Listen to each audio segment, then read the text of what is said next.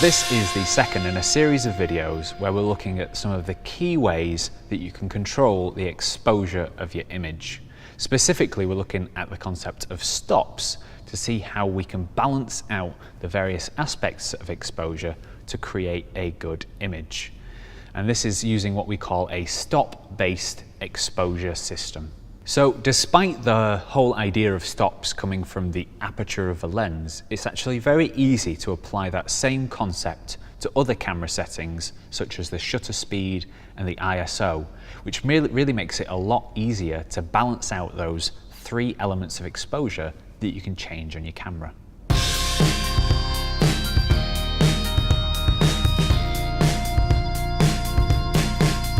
The shutter speed describes the length of time that each frame of your video is exposed for, and we usually measure this as a fraction of a second.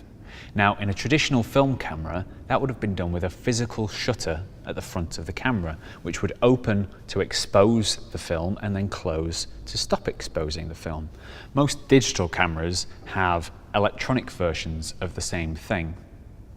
Now, there is an aesthetic difference between using shorter shutters, which will be sharper but a little juddery, and longer shutters, which will be smooth but maybe a little soft. And the reason for this is that the longer you expose the image for, the more the subject will have moved through the frame during that length of exposure. The shutter speed will also affect the exposure of the image, because the longer you're exposing each frame for, the more light can get through to hit the sensor. The shorter you're exposing the image for, the less light can get through to hit your sensor. Now, the traditional way to set your shutter speed is to set it to a half of your frame rate, and that's what we call a 180-degree shutter. In the UK, our frame rate is 25 frames per second, so we would set the shutter speed to 1/50th of a second in order to make it half of the frame rate.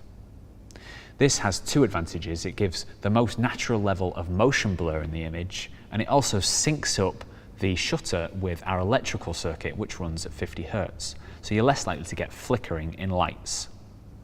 Now, if you wanted a softer, dreamier look for a flashback, you might choose to change the shutter speed to 1/25th of a second, or what we call a 360-degree shutter.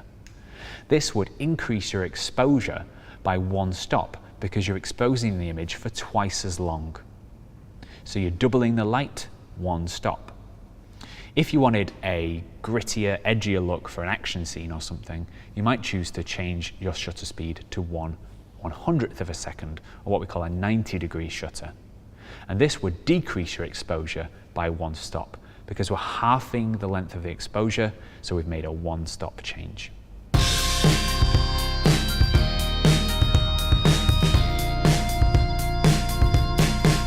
ISO describes how sensitive your camera will be to the light that hits it. Or another way to think of it is the amount of gain that you're applying to the signal that's coming into the camera. Just like shutter speed and aperture, we can think of it in terms of stops, but it's actually measured in an easier way. Unlike shutter speed and aperture, which are measured in fractions, ISO is just measured as a simple number. Depending on the camera you have, you might see the numbers 160, 320, 640, 1250, or you might see 200, 400, 800, 1600.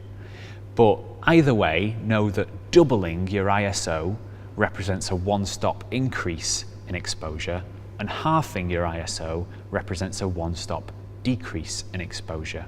So here, if we change the ISO from 400 to 800, the image will increase by one stop.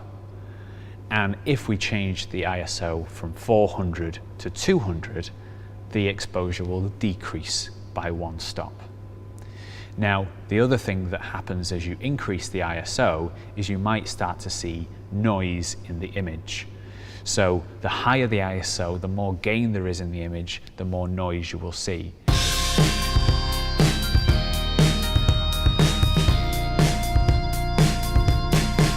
So hopefully by now you're starting to see why thinking about these simple camera settings in terms of stops will help you to balance them out more effectively. Aperture, ISO, shutter speed, these are the fundamental characteristics of any photography or cinematography. So knowing how you can directly correlate one to another is really effective and efficient way of controlling your exposure. In part 3, we'll look at how to add ND filters into this equation so that you can control the exposure in a fourth way, and then we'll look at an example of how you might choose to balance out these 4 different options in terms of controlling your exposure.